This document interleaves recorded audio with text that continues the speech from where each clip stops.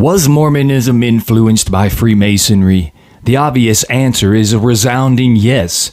But the question is, just how much? Being that I'm a Freemason and used to be the president of a Mormon branch, what I'm going to tell you, you won't hear anywhere else. If you're wondering what this book is, this is a Book of Mormon.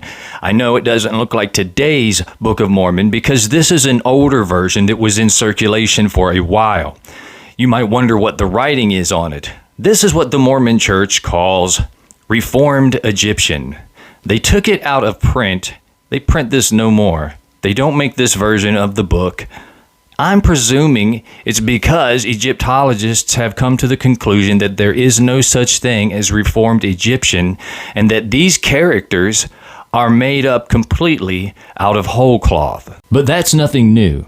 The Church of Jesus Christ of Latter-day Saints is replete with hidden Freemasonry. In this video, I'm going to give a few examples, including how they cleverly crafted their own version of the Freemason logo. After this short video, I want you to give me your opinion. Do you agree? Do you disagree? Am I reaching too far or am I right on point? And if you find this video interesting, hit the follow and go to my profile and click that little bell up in the right-hand corner so that you can be notified of all my future content.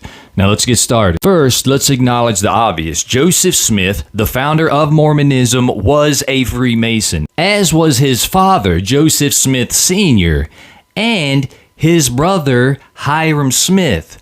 All three Masons, direct family, very closely knit. Also, after Joseph Smith passed, the second prophet of the church, Brigham Young, was a Freemason. Here you can see Brother Young proudly wearing his Freemason lapel. After experiencing Freemasonry, Joseph Smith then created the Mormon Temple ceremony, which included Freemason grips and Freemason ritual. Being that I am a Freemason and an inactive Mormon, I can confirm this to be true. There used to be a lot more Freemasonry involved in the Mormon Temple ceremony, but after Brigham Young died, a large portion of Freemasonry was removed over time, perhaps in the church's attempt to distance itself from Freemasonry. The one thing that made the church interesting. But as I'm about to show you, the Mormon Church has created its own Freemason logo without using the Freemason logo, so cleverly crafted that even the members will not realize the heavy influence of Freemasonry in this logo. And once you see it, you can't unsee it. This is a Freemason logo. It consists of a compassus on top, a square on the bottom, and a G in the center. The compassus on top is designed to create perfect symmetrical circles and curves. Likewise, the square on the bottom is a tool designed to create perfect straight lines and perfect 90-degree angles, hence the name square. Yes, these tools have deep symbolic meanings, but for this video, this will suffice. The G in the center has many meanings as well.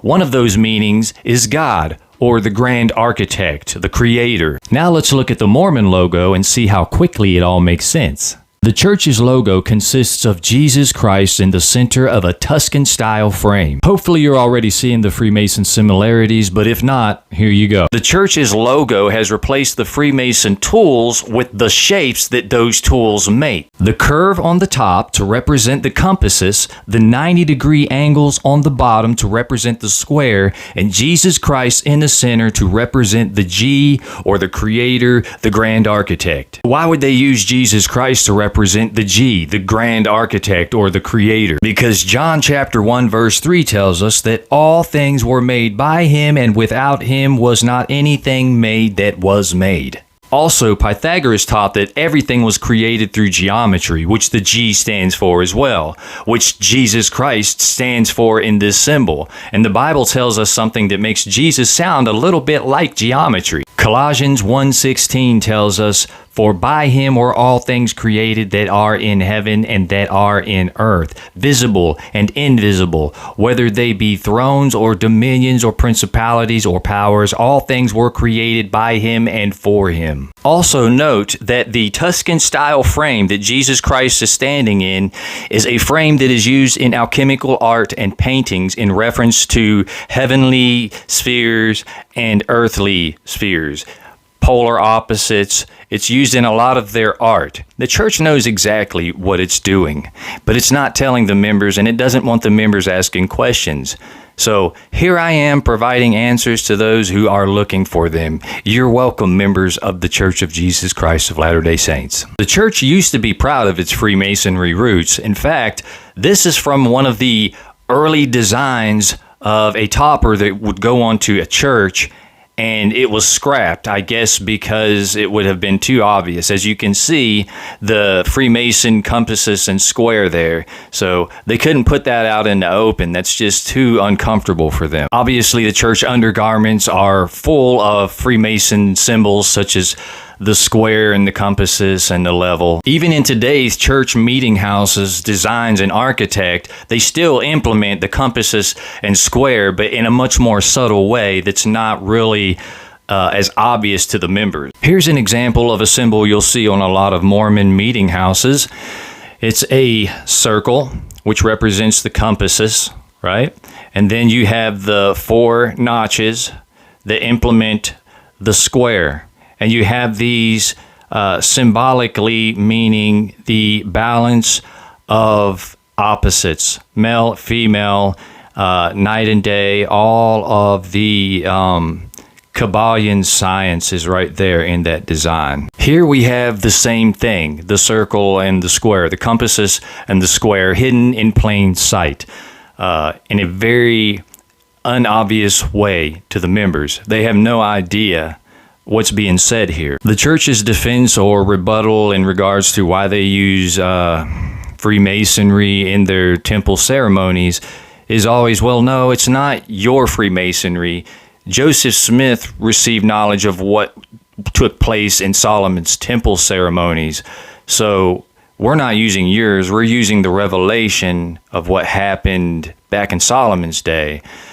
Well, if that's the case, then why are you using the Freemason ritual that was invented in the 1700s? Why is it exact? Why is it not, unique? Some people will say, oh, it's not exact. There is some differences. Yeah, there are some differences. There's no need to split hairs here. It's obvious. Personally, I have no problems with it, no issues with it. I just think they should be more open about it and let people explore and ask questions and have classes on this stuff so that the members can become more knowledgeable on the mysteries. They always try to discourage delving into the mysteries in the church. I think it's because they realize that eventually if they get too much knowledge, they'll realize that they don't need the church. Hopefully this has been insightful and you can see that it's all right there hidden in plain sight. Stay blessed.